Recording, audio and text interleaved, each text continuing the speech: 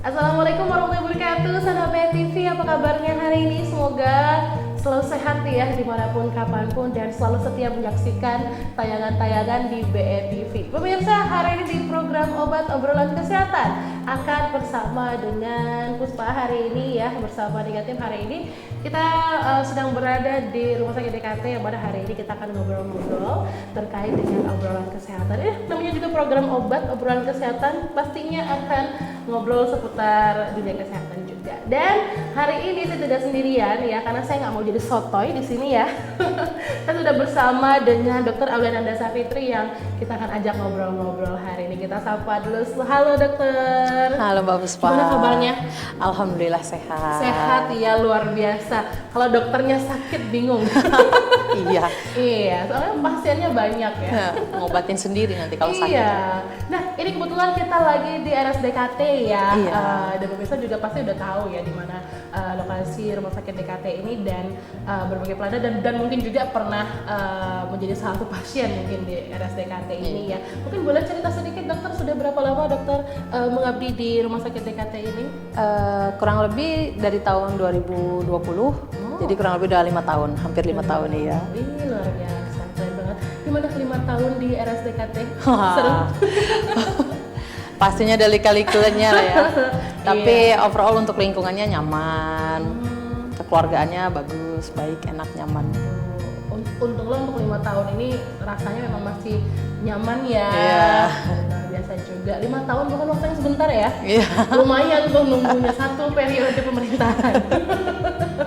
Nah, hari ini bersama dengan Dr. Aulia kita akan ngobrol seperti biasa, kita ngobrol kesehatan yaitu tentang penyakit ISPA pada musim pancaroba. Nah, ngomong-ngomong soal ISPA, ini mungkin ada yang sudah familiar, ada yang mungkin juga belum familiar. Iya. ISPA ini apa sih Dr. Aulia?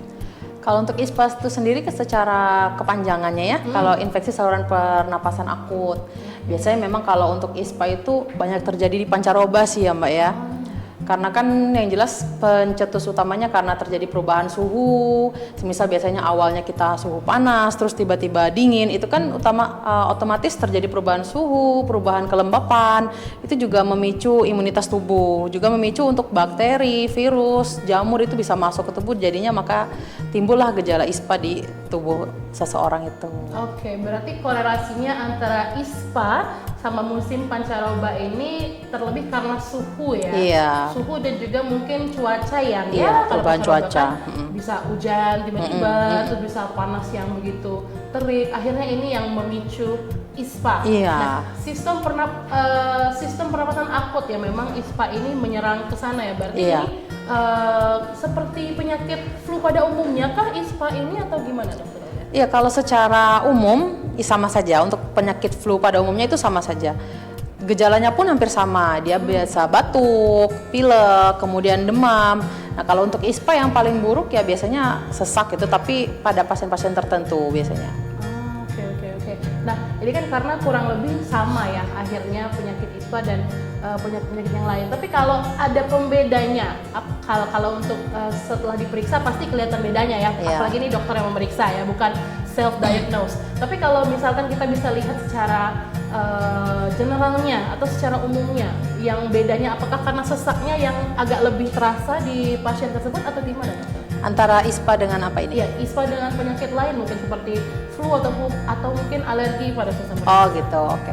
Kalau ISPA itu kan sebenarnya nama umumnya, kayak induknya gitu. Nah, di bawah ISPA itu banyak, ada flu, bisa juga gejala dari alergi itu masuk gejala mirip seperti ISPA.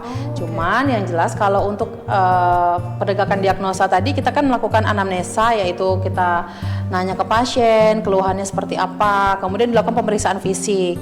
Nah, kalau untuk perbedaan antara ISPA yang umum tadi sama alergi itu yang jelas kalau pada alergi itu dia ada pencetusnya. Pencetusnya itu biasanya pada pasien yang dengan riwayat alergi itu dia pasti ada riwayat alergi tertentu. Jadi pencetusnya kah udara dingin atau pencetusnya debu seperti itu. Beda-beda. Iya. Sedangkan pada pasien yang ISPA belum tentu dia saat udara dingin dia pasti batuk-batuk itu enggak atau bersin-bersin gitu enggak.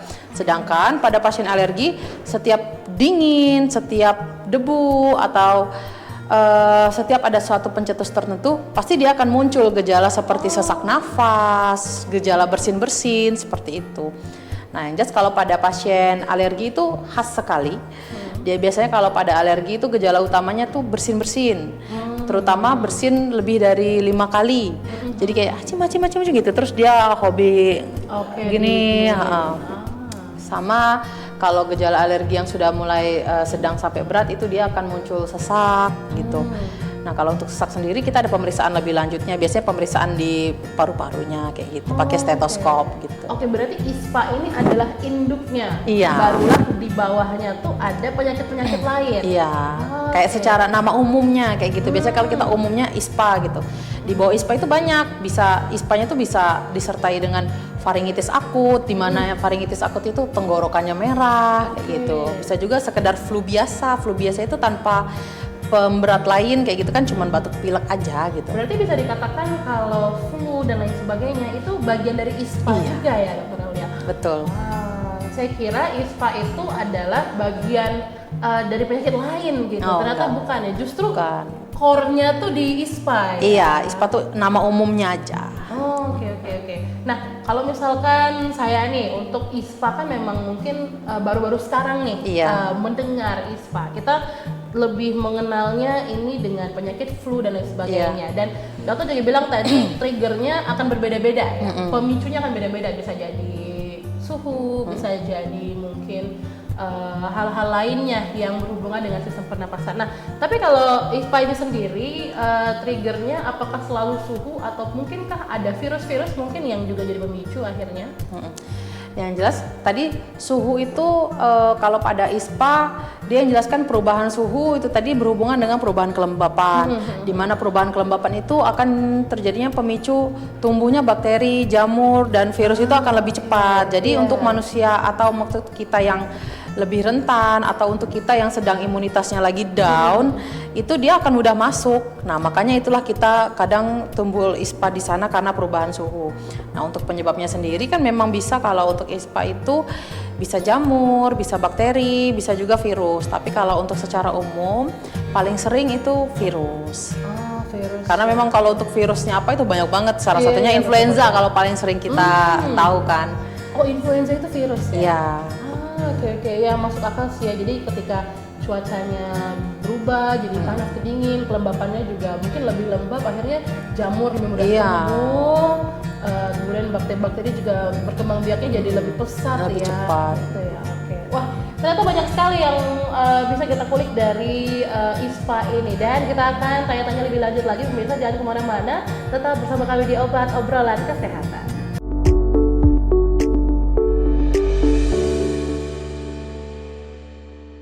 Pemirsa, masih di Obrolan Kesehatan Obat ya, dan masih bersama dengan Dokter Aulia.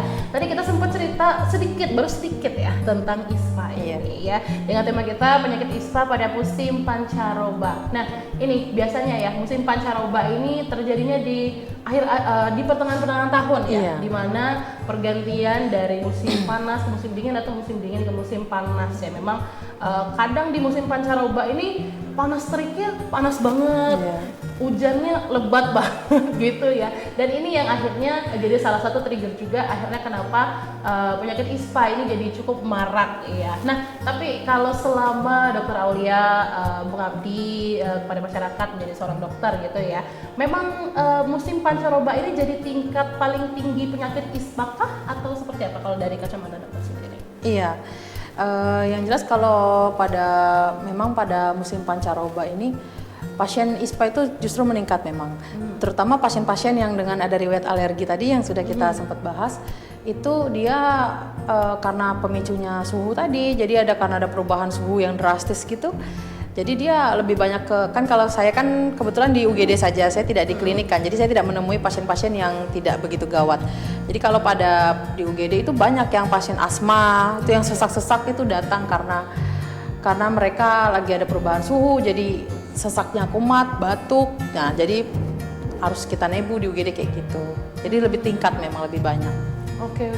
Nah, ini kan kalau tadi disampaikan bahwasanya memang akhirnya dengan orang-orang yang juga dengan riwayat tambahan seperti punya sesak dan sebagainya, akhirnya lebih rentan untuk ISPA. Nah, selain dengan penyakit-penyakit yang juga mendukung ISPA ini bisa terjadi ke salah satu orang, apakah usia juga jadi salah satu yang menjadi salah satu faktor ISPA ini bisa kena atau gimana, Dok? Tentu, karena pada usia tua seperti lansia itu mereka memang imunitasnya lebih rendah. Tidak seperti kita yang masih muda, masih fit gitu kan. Mungkin juga dipengaruhi karena pola makannya sudah mulai tidak seperti biasa. Jadi karena imunitasnya rendah, jadi makanya virus, bakteri itu gampang masuk, gampang lawan mereka untuk terserang ISPA itu. Oke. Ngomong-ngomong soal imunitas ya, karena ini kita juga sering banget dulu waktu pada masa COVID-19 ya, bagaimana kita juga harus terus menjaga imunitas, dan juga sekarang pun ternyata setelah pasca kita mengalami COVID-19 ini kita juga harus menjaga imunitas, karena memang imun ini sendiri ketika turun ini akan sangat-sangat berpengaruh dengan penyakit-penyakit yang ada. Nah, sedikit ya, tadi kita udah ngomong tentang gejala sedikit, gejalanya hampir sama seperti yang flu dan lain sebagainya. Tapi kalau misalnya untuk perawatan lebih lanjut untuk ISPA sendiri, seperti apa kalau untuk penyakitnya sendiri? Untuk perawatan secara pribadi di rumah begitu ya? Iya, untuk mungkin ketika kita berobat untuk perawatan untuk orang-orang yang terkena ISPA ini, apa yang didulukan seperti itu? Apakah dinebu dulu atau seperti apa? Oh ya, pertama kalau untuk pasien-pasien ISPA itu kan tadi seperti yang saya sudah jelaskan, paling banyak itu penyebabnya adalah virus. Dimana kalau sifat dari virus itu adalah dia self-limiting disease, jadi dia akan sembuh dengan sendirinya. Pada dasarnya seperti itu. Nah, cuman supaya dia lebih cepat penyembuhannya, itu kita harus meningkatkan imunitas kita. Salah satunya yaitu dengan meminum vitamin, suplemen boleh. Kemudian juga perbanyak makan, minum gitu kan, dengan makan minum yang banyak itu imunitas kita akan lebih kuat gitu. Terus juga kalau untuk terapi dari dokter biasanya itu diberikan hanya untuk meredamkan gejala itu supaya tidak lebih berat gitu. Namun proses penyembuhan ISPA itu kembali lagi ke imunitas pasien. Oke, yang mana virusnya nanti akan mati sendiri. Mati sendiri. Tapi memang virus itu rata-rata apakah hanya di ISPA saja atau semua ini adalah sifat ataupun karakteristik dari virus? Apakah memang akan mati sendiri seperti itu atau gimana? Iya, virus itu memang sifatnya dia self-limiting disease, jadi dia akan sembuh dengan sendirinya. Sebenarnya pada kayak kita bahas, balik lagi kita ke tahun 2019 kayak COVID-19. Sebenarnya COVID-19 itu kan dia penyebabnya virus kan. Nah, si virus COVID-19 itu dia self-limiting disease. Jadi dia sebenarnya akan sembuh dengan sendirinya asalkan imunitas kita bagus. Cuman pada COVID-19 itu beberapa pasien dengan seperti tadi yang di imunitasnya rendah, seperti lansia, anak-anak, atau pasien dengan ada komorbid penyakit penyerta lain, dia akan lebih cepat tumbuh dan jadi menyebar. Jadi itulah dia memperburuk kondisi pada pasien COVID-19. Sebenarnya kalau pada dasarnya, virus pada dasarnya itu dia self-limiting disease semua, jadi dia akan sembuh sendiri. Oke, berarti kalau pada ISPA atau virus di ISPA ini adalah kita seperti memberikan waktu untuk virus itu sampai mati dengan cara menaikkan kembali imunitas, terus juga mengurangi gejalanya dengan obat-obatan seperti itu. Betul. Ya. Oke, wah, ternyata seperti itu cara kerjanya, dokter ya. Dan mungkin juga banyak pemirsa yang belum tahu nih, ternyata obat-obatan itu bukan berarti membunuh virusnya, tapi justru mengurangi gejala-gejala yang ada. Nah, kalau untuk gejala paling berat yang biasanya didapatkan, apakah berbeda-beda atau secara umum sama? Kalau gejala paling berat itu tentunya tergantung pasiennya. Biasanya kalau gejala paling beratnya yaitu sesak pada pasien, karena ISPA itu kalau semisal dia juga tidak diatasi dengan baik, imunitas tidak bagus, pengobatan tidak dilakukan, itu dia paling buruk bisa menjadi ke pneumonia. Tentunya kalau untuk pneumonia sendiri itu dia gejala paling beratnya sesak. Nah, kalau udah sesak baru kita harus nebu, harus pemberian antibiotik kayak gitu kalau semisal memang diperlukan, kalau penyebabnya ternyata bakteri. Kan nanti kan dilakukan pemeriksaan labor dan lain-lain seperti itu. Nah, ini biasa di orang-orang di luar ya, mungkin ketika memiliki gejala yang sama seperti flu ataupun batuk biasanya menggunakan antibiotik untuk akhirnya mempercepat proses penyembuhan. Nah, apakah antibiotik itu sebenarnya dianjurkan untuk yang mungkin tidak begitu urgent seperti itu, atau akhirnya untuk antibiotik ini kita gunakan ketika memang terdeteksi ada bakteri di dalam tubuh? Ya, kalau untuk antibiotik sendiri itu sebenarnya tidak perlu digunakan pada pasien ISPA. Karena kan mayoritas dari ISPA tadi virus, sedangkan masa kita ada virus tapi kita lawannya dengan antibiotik. Antibiotik kan untuk bakteri kan, seperti itu. Nah, kecuali tadi kalau dia sudah terbukti penyebabnya adalah bakteri, bisa dilakukan dengan pemeriksaan darah atau juga kalau paling bagus kultur. Nah, cuman kalau pasien sudah gejalanya berat seperti sesak, kemudian ada gejala berat lain atau sudah batuknya itu sudah lebih dari 2 minggu, itu mungkin dokter akan mempertimbangkan untuk pemberian antibiotik di sana. Oke, berarti balik lagi kebutuhannya ya. Iya. Kalau misalkan memang tidak dibutuhkan untuk menggunakan antibiotik karena tidak ada bakteri yang akhirnya memicu juga, tidak perlu seperti itu. Tidak ya. semuanya butuh antibiotik. Karena biasanya orang-orang yang sakit ini agak sedikit panikan juga ya. Kadang, oh ya beli ini, padahal tidak perlu seperti itu ya. Oke, pemirsa, kita masih akan ngobrol lebih lanjut lagi seputar penyakit ISPA pada musim pancaroba. Kalau gitu jangan kemana-mana, tetap bersama kami di Obat Obrolan Kesehatan.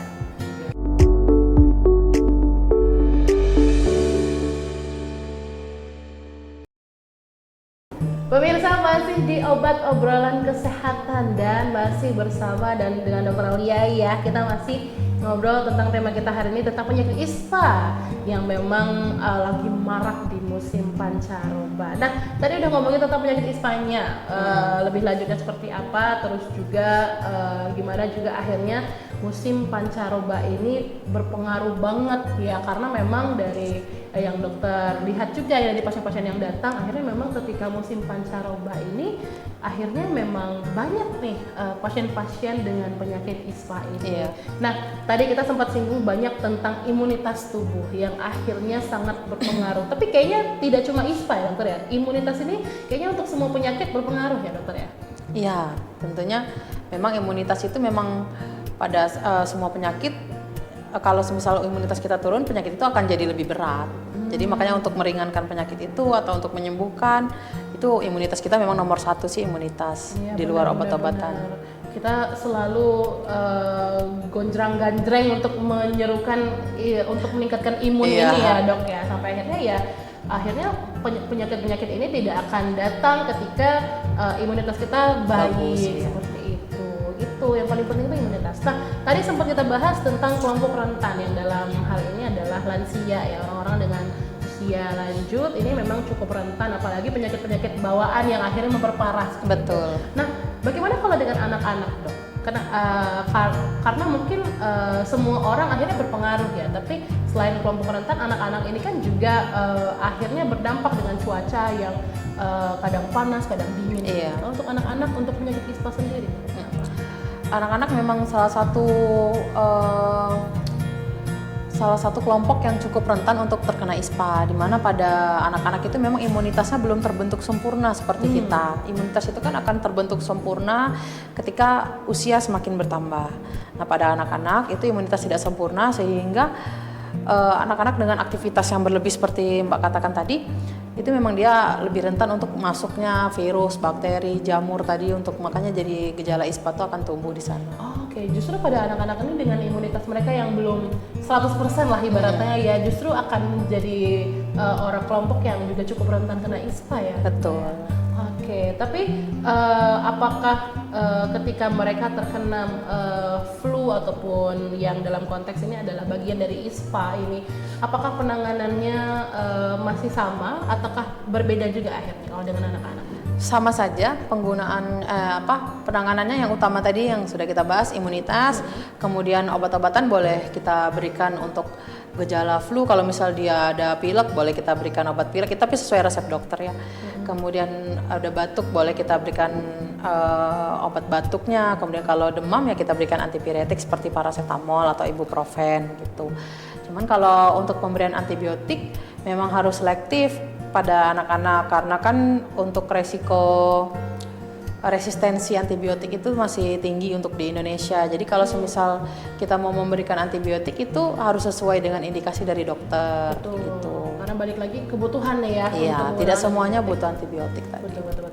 Nah, kalau kita tahunya bahwasannya kalau anak-anak berarti memang ada obat-obat tertentu yang akhirnya kita memikirkan kandungan-kandungan di dalamnya juga ya. Dan memang ISPA ini akhirnya dari virus yang masuk ini yang akhirnya menyebabkan gejala-gejala yang ada. Iya. Tapi apakah ketika ISPA ini untuk mengurangi lah ya, untuk agar tidak lagi terkena ISPA, apakah vaksinasi jadi jalan satu-satunya kah atau seperti apa, dokter? Iya.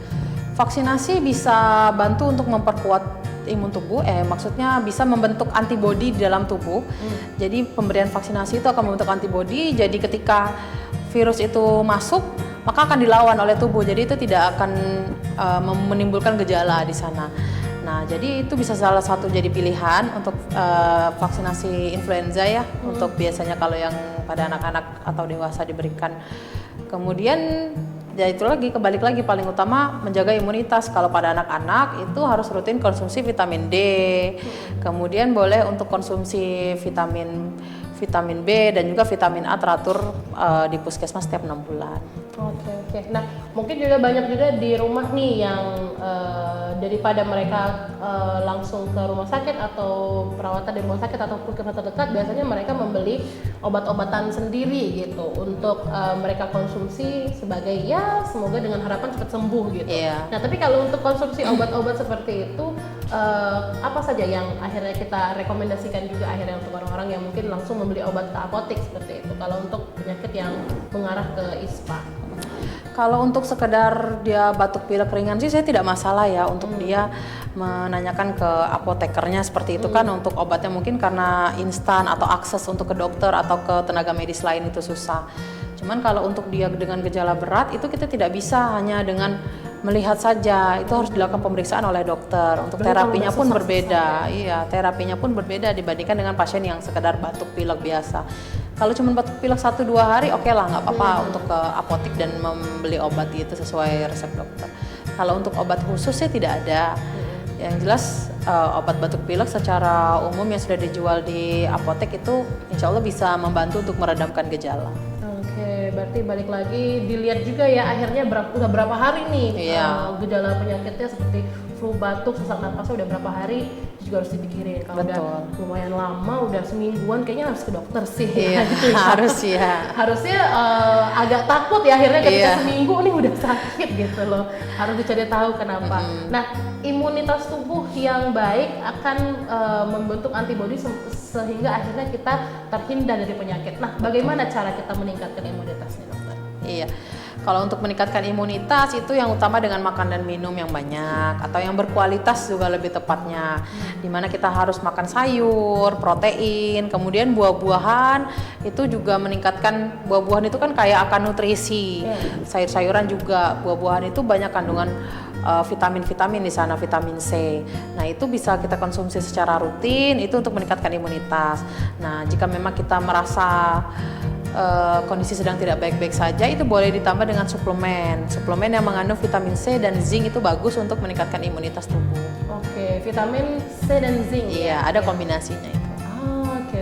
Wah, berarti itu ya pemirsa ya, untuk menjaga imunitas kita akhirnya konsumsi makanan yang baik untuk tubuh juga harus sering dikonsumsi. Kemudian juga suplemen tambahan, karena kalau dari buah saja mungkin agak capek ngunyahnya mungkin ya. Ngunyah buah terus jadinya akhirnya mendapatkan vitamin tadi dari suplemen tambahan. Betul. Berarti suplemen juga cukup direkomendasikan ya untuk Iya, cukup direkomendasikan. Untuk vitamin C itu biasanya pakai yang boleh 500 sampai 1000, kemudian ada zinc juga di sana.